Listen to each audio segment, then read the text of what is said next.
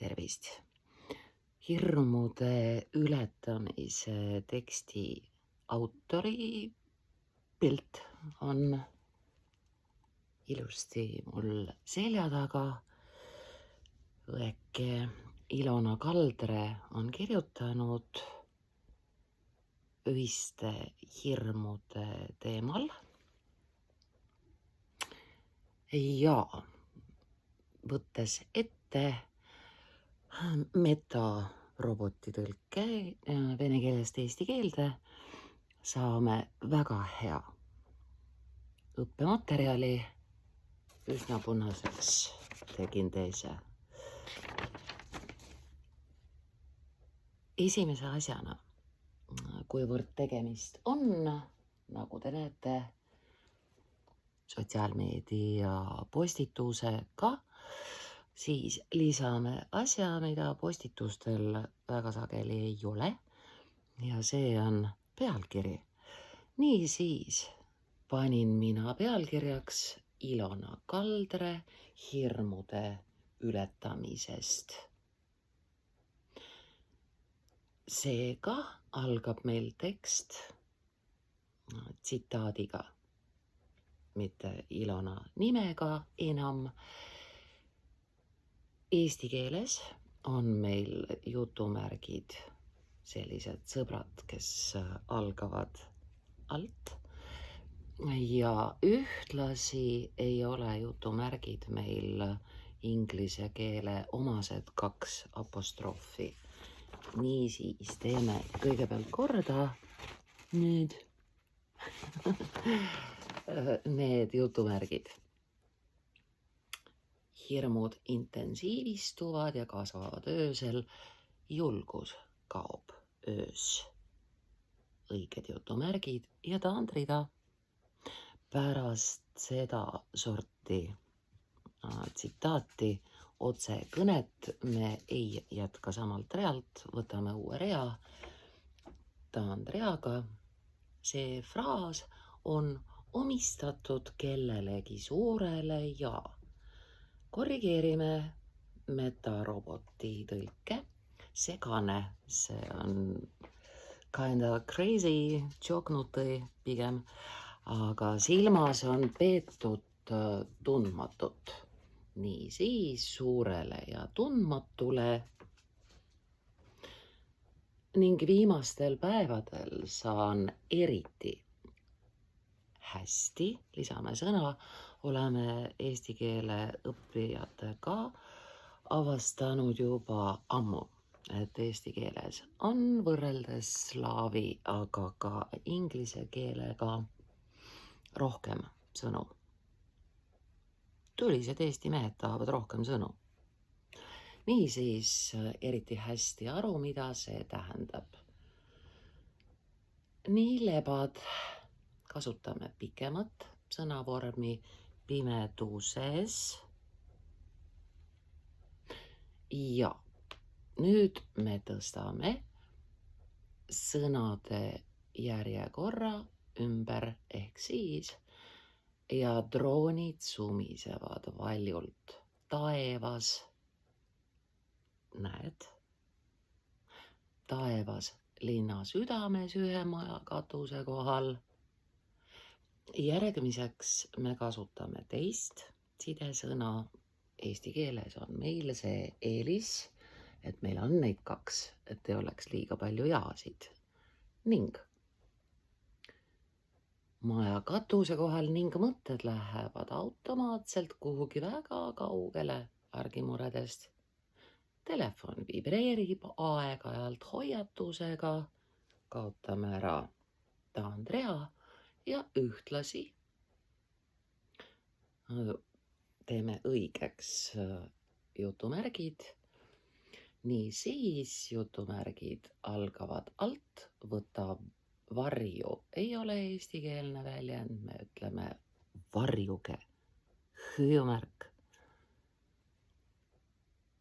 Järgmist lõiku ei alusta me mitte sidesõnaga, vaid kui. Ja kasutame ühtlasi pikemat vormi peituda Kui aus olla, siis pole kuskile peituda. Me peidame midagi, aga ise me peitume. Tekk ninale kõrgemale, see on meil eesti keeles üle pea. Niisiis, välja arvatud teki üle pea tõmbamine korras, see on eesti keel ja püüd ennast veenda, et see tõstame ümber sõnad, et see aitab kuidagi. Ilmselt sellepärast hüppavad mulle öösel pähe sünged ja häirivad mõtted, eriti mõtted sellest, kui habras on inimelu. Kasutame eestikeelset väljendit tuleneb, niisiis võib-olla tuleneb see minu vanusest. Nii et 6-10 on ja me kasutame õigeid jutumärke, alt algavad, ülevalt lõpevad ja mitte uus eesti keeles ei ole juba, vaid enam. Niisiis pole enam 16. Ehk et aastatega mõistad paremini enda haavatavust. Võib-olla on asi ka selles, et uudised ja häiresignaalid või siis sireenid ei võimalda enam elada tundega, et kõik halvim juhtub kellegi teisega. Või on statistika, eks? Või tehisintellekti toode. Inimelu on nii imelik, pole vahet, kas oled rikas või vaene, väga intelligentne või kõige tavalisem, sündinud suures linnas või väikeses külas. Kõigil on sama lõpp, ei mingeid erandeid. Ja kui aus olla, siis tundub see mulle ebaõiglane. Tihti mõtlen, kasutame koma asemel siin koolonit, hästi hea lause osade eraldamise märk. Niisiis tihti mõtlen koolon, kes universumis sellised reeglid välja mõtles. Tundub, et neil on midagi viga.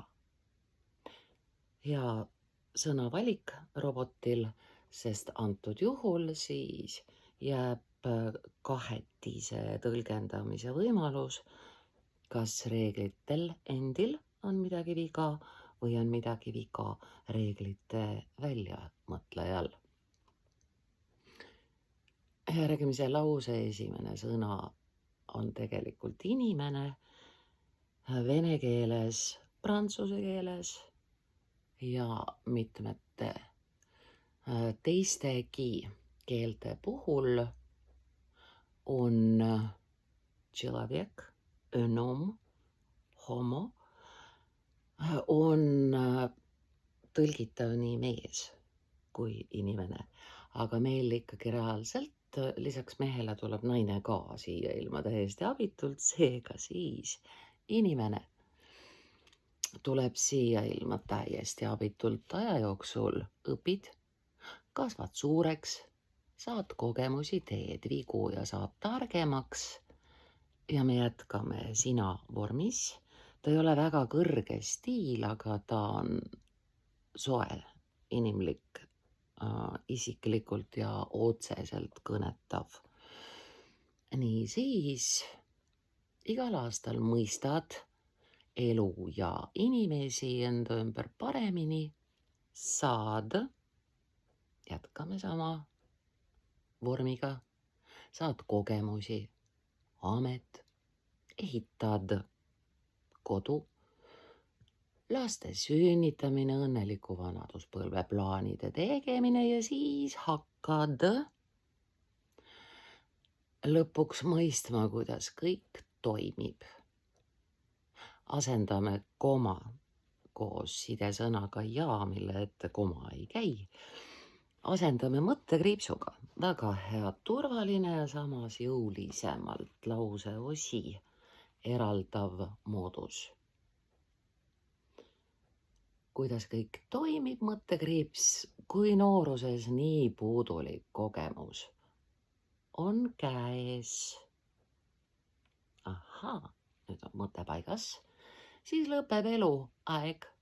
Pigem siis üks sõna, eluaeg. No kuidas nii? Ja mõned lahkuvad varem, mõned hiljem, aga keegi ei pääse selle eest. Loomulikult võib raha palju ära teha ning isegi parandada tingimusi. Lisame sõna pikendada eluiga, sest eluiga me ei paranda, seda me pikendame. Pikendada eluiga. Nüüd sõna need tuleneb meil siin tõsiasjast, et vene keeles raha, деньги on mitmus. Деньги. Gameboy. Ja, ehk siis kasutame täitsa kohe päris sõna raha. Siis on asi selge. Raha võimaldab elada turvalisemates kohtades. Küsitav, missugused need praegusel planeedil on. Kasutada kvaliteetset ja produktiivset meditsiini, saada kõrgeima kvaliteediga hooldust, saab osta mugavust, saab osta lisaaega. Jätkame sama lauset väikese jotiga ja ilma igasugust kirjavahemärkideta. Lisaaega ja isegi neeru või siis neeru. Ja ning ega või nende ette koma ei käi, seega siin ei ole koma või ees. Läheb edasi, saab osta lisaaega ja isegi neeru või südant mitu korda asendada. Aga surematust ei saa osta. Alustame lauset sõnaga selles ja ära. Selles mõttes nüüd me saaksime eestikeelseks lauset muuta kahel moel. Emb-kumb kas asetsevad või siis osutuvad asetsevaks. Lihtsam on öelda asetsevad selles mõttes. Asetsevad miljardär ja tavaline inimene üksteisele palju lähemal, kui arvatakse, võrdleva kui ette koma ei käi ära. Ilmselt sellepärast see teema mind lahti ei lasegi.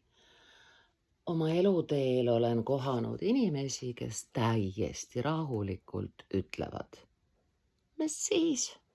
Jutumärgid õigeks alla.